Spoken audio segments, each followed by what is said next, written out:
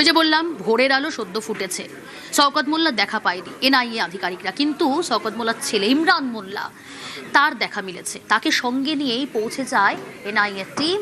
কোথায়? তার ক্যাফেতে। তাকে আটক করেছে ইতিমধ্যে এনআইএ, অর্থাৎ শওকত মোল্লার ছেলে আটক ইমরান মোল্লা।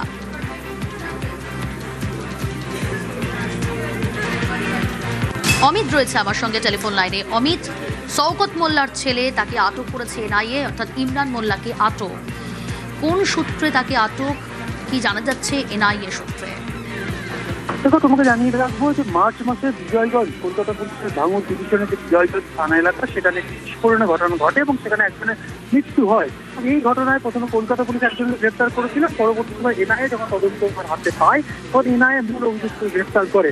ধৃতদের জিজ্ঞাসাবাদ ও জেরা পর্বে সূত্র ধরে শওকত মোল্লা, তার নাম কিন্তু উঠে আসে, তৃণমূলের প্রাক্তন বিধায়ক শওকত মোল্লার নাম উঠে আসে এবং শওকত মোল্লার বাড়িতে আজকে সকালবেলায় এনআইএ কর্তারা, কিন্তু শওকত মোল্লাকে তারা হাতে পাননি বা শওকত মোল্লাকে সেখানে পাওয়া যায়নি।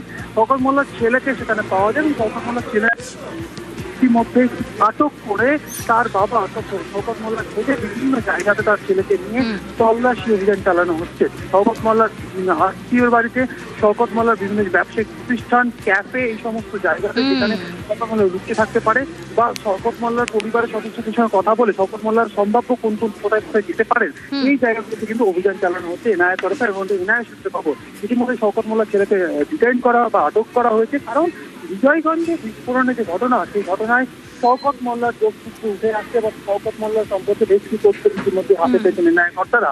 সেই সূত্র ধরে বিজয়গঞ্জ থানা এলাকার বিস্ফোরণের সূত্র ধরেই আজকে কিন্তু এনআইএ অভিযান। নানান অভিযোগ তার বিরুদ্ধে, শওকত মোল্লার বিরুদ্ধে, এবং তার ছেলেকে ইতিমধ্যেই আটক করা হয়েছে। তার ছেলের বিরুদ্ধেও একাধিক অভিযোগ। আচ্ছা, এবার একটু আপনাদের এই শওকত মোল্লা, যাকে বললাম প্রভাবশালী নেতা এক সময়, মানে একদা, একটু সাম্রাজ্যটা দেখুন কতটা প্রভাবশালী, প্রভাব প্রতিপত্তি শওকত মোল্লা, বিশাল সাম্রাজ্য। যে ছবিটা এই মুহূর্তে আপনারা দেখছেন, ইতিমধ্যেই তো আটক ইমরান মোল্লা, শওকত মোল্লার ছেলে। এই ইমরানের ক্যাফে নাম কি জানেন? অরণ্যের কোলে। কি মনে হচ্ছে? খুব রোমান্টিক একটা জায়গা, কিন্তু জানেন কি এই ক্যাফেটা যেটা দেখতে পাচ্ছেন 40 বিঘা জমির উপর তৈরি, কয়েক কোটি টাকা খরচ করে এই ক্যাফে। দেখুন আগে ছবিটা ভালো করে। অরণ্যের কুলে, ক্যাফের নাম অরণ্যের কুলে। কোথায়? জীবনতলায়। শওকত মোল্লার ছেলে ইমরান মোল্লা, তার ক্যাফে।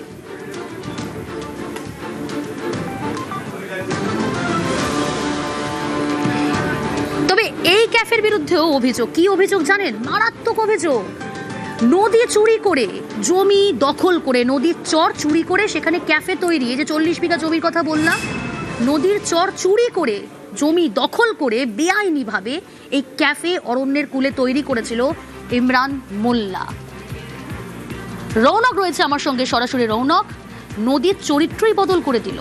নদীর চর চুরি করে কোটি টাকা সেখানে ইনভেস্ট করে বেআইনিভাবে এই ক্যাফে তৈরি করলো 40 বিঘা জমির ওপর। একটু বোঝার চেষ্টা করব, কতদিন ধরে এই ক্যাফে চলছে, স্থানীয় বাসিন্দারা তারা কি বলছেন?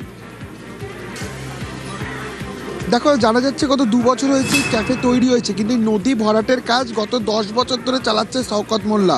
যেখানে এই ক্যাফে তৈরি হয়েছে মৌখালি ব্রিজের পাশে, সেখান থেকে মাতলা নদীর দূরত্ব মাত্র 100 মিটার। ছবিতে দেখা যাচ্ছে যে নদীটা বয়ে গেছে, তা ক্রমশ ছোট হয়ে গেছে। কেন? কারণ একেবারেই নদীর চরিত্র বদলে দিয়েছে এই শওকত মোল্লা। নদীর পাশেই একেবারে স্কোয়ার করে জায়গা কেটে প্রথমে ভেড়ি তৈরি করেছে এবং পরবর্তীতে সেই ভেড়ি ভরিয়েই এরকম সুবিশাল একটা আলিশান ক্যাফে তারা তৈরি করেছে।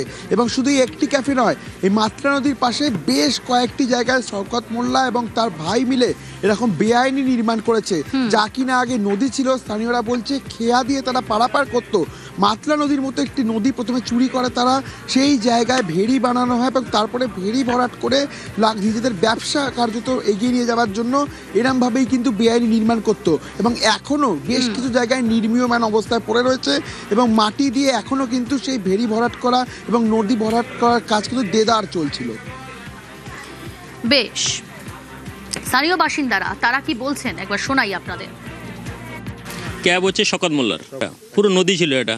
মাতলা নদীতে মাতলা নদী, হ্যাঁ, এটা পুরো আমরা এখানে বোট পার হয়ে যেতাম। এটা দখল করে নিয়ে এটা হচ্ছে একটা ক্যাপ তৈরি করেছে শওকত মোল্লার ভাই আবু ও করেছে, ঠিক আছে।